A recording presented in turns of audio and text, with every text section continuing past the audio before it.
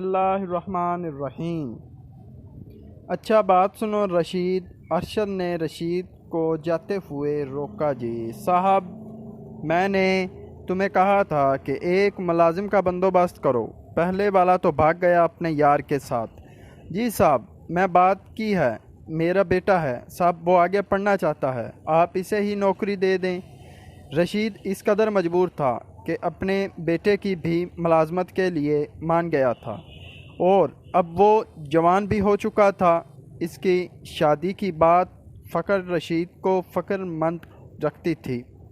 रशीद का एक ही बेटा था जिससे कोई नशे की लत पड़ चुकी थी। रशीद की बीवी जो अब बीमारी की हालत में थी, घर में फाकों की कैफियत थी। रशीद के बेटे ने अपना नशा पूरा करने के लिए घर की कीमती चीज़ें फ़रोख्त कर चुका था। अब रशीद के पास ना कोई सरमाया था और ना ही कोई आमदन का ज़रिया।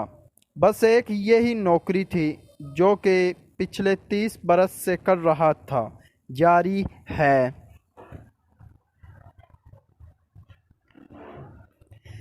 निहायत मजबूर होकर उसने अपने बेटा अमन को आगे पढ़ने का सोचल रहा था, क्योंकि आमन को पढ़ाई का बहुत शौक़ था और आमन के कई रिश्ते भी आए, मगर हर रिश्ता 40 से लगभग लोगों का आता था।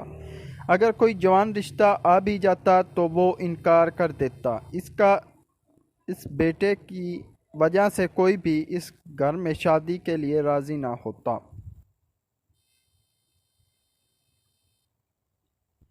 अच्छा, तुम एक काम करना, कल अपनी बेटी को ऑफिस ही ले आना, नगीना से मिलवा देता। जी साहब, जी ठीक है साहब जी। कुछ पैसे चाहिए थे, रशीद ने डरते हुए अरशद से अजाना अंदाज में सवाल किया। रशीद, अभी परसों ही तो तुम्हें पैसे दिए थे, अब फिर से चलो जाओ, अब बाद में लेना। रशीद का ये रवैया नगीना को हैरान कर रहा था, क्योंकि अरशद ऑफिस और बाहर तो सबसे हंसकर और खुशी मिजाज से बात करता था, मगर घर के और ऑफिस के नौकरों से बहुत गरूर से बात करता था।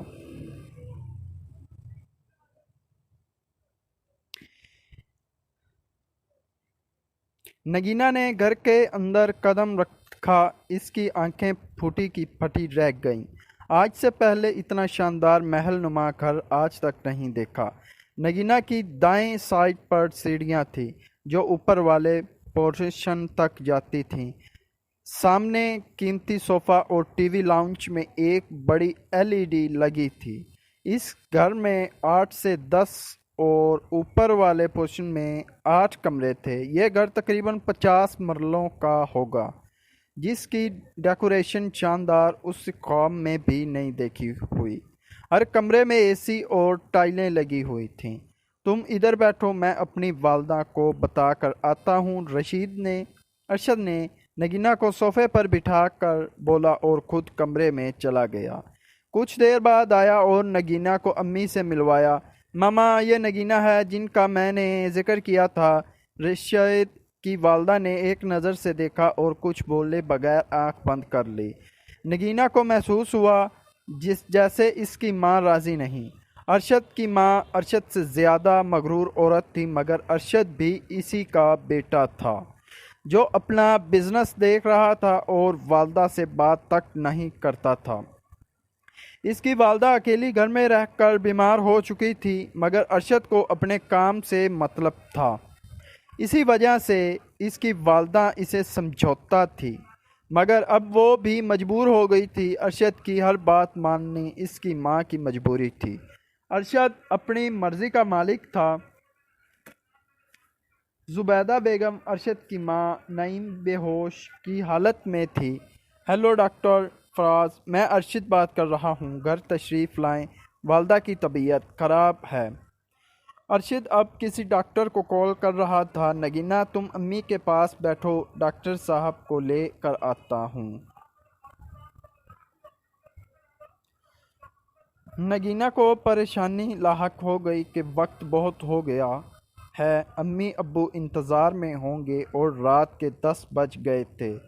तुम इतना फ्रेश हो जाओ, नगीना सबात में सरहाल या और रशीद बाहर चला गया। डॉक्टर 10 मिनट में आ गया था। नगीना तुम साथ वाले कमरे में चली जाओ।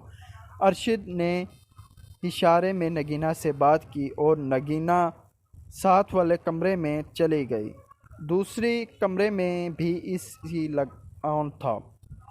वो जाकर बेड पर बैठ गई और वहाँ बैठी सोच रही थी कि ए अल्लाह पाक ने किस कदर किरिंग खामन दिया है।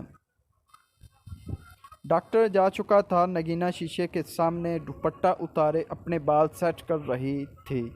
नगीना के जिस्म से निकलने वाली महक पूरे कमरे में फैल चुकी थी, मगर उससे एहसास ना हो रहा था। वो गुनगुनाते हुए अपने बाल संवार रही थी कि अरशद नगीना के पीछे से कमरे की जानब से बागिल गैर हो गया। अरशद, ये क्या कर रहे हो? प्लीज़ छोड़ो, कोई आ जाएगा। नहीं मेरी जान, अम्मी सो चुकी है और घर पर कोई भी नहीं है। ये वही कमरा था जिद्दे अरशद ने पहली लड़की के साथ ऐसा ही सब किया था। अरशद ने नगीना को इस तरह से पकड़ रखा था, नगीना को इसका पकड़ना भी पागल बना रहा था। अरशद प्लीज़ मत करें, यह सब ठीक नहीं है। अरशद जो अब नगीना के सामने आ चुका था, इसका चेहरा थम कर नगीना को मुकम्मल मदहोश कर चुका था। अब नगीना ने भी खुद को आज़ाद करवाने की कोशिश छोड़ दी थी। नगीना मुकम्मल तौर पर अपना होश खो बैठी और अरशद के रंग में खुद को रंगीन लिया था।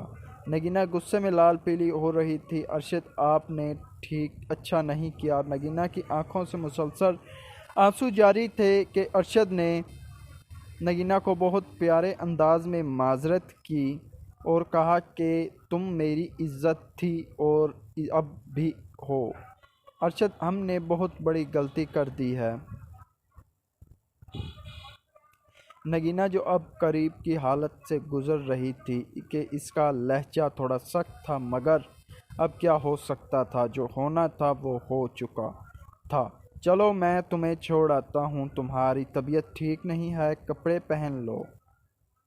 नगीना कुछ बोले बगैर तैयार हो चुकी थी और घर पहुंचकर खुद को कुचती रही। नगीना को कपले रात से लग रही हुई थी। वो ठीक तरीके से सो भी ना पाई थी। नगीना ने अपना मोबाइल बंद कर रखा था। अरे बेटा, तुम्हें तो बहुत सख्त बुखार है, कितना जिस्म तप रहा है। नगीना को चुप लगी हुई थी। दुआ लेने के बाद नगीना की तबीयत कुछ बेहतर थी। मोबाइल ऑन करने पर 50 के लगभग मैसेज नगीना को मौसूल हुए, जिस पर तहरीर था कि मैं अपने किए पर बहुत शर्मिंदा हूँ, मुझे माफ़ कर देना। मैं अब भी तुम्हें चाहता हूँ। कल मैं तुम्हारे घर अम्मी को लेकर पहुँच रहा हूँ, अपने वालिद को बता देना। इस बात पर नगीना को काफ़ी हद तक सुकून मिला और 2 दिन ऑफिस ना गई।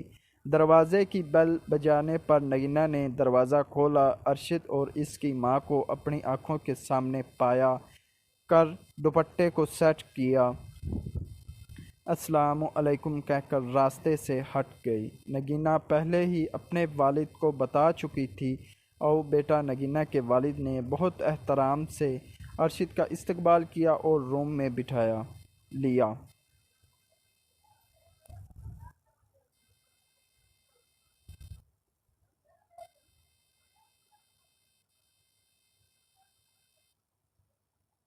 जुबैदा बेगम अब कमरे का बगौर जायज़ा ले रही थी। बेटा क्या खाएंगे आप? नगीना की वालदा ने आने वाले मेहमानों से पूछा।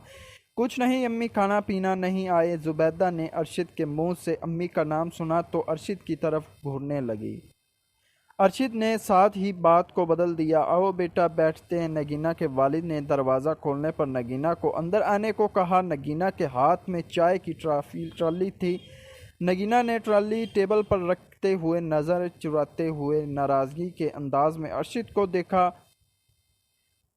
भरम ज़्यादा चेहरा बनाकर अरशद के ऐन सामने बैठ गई।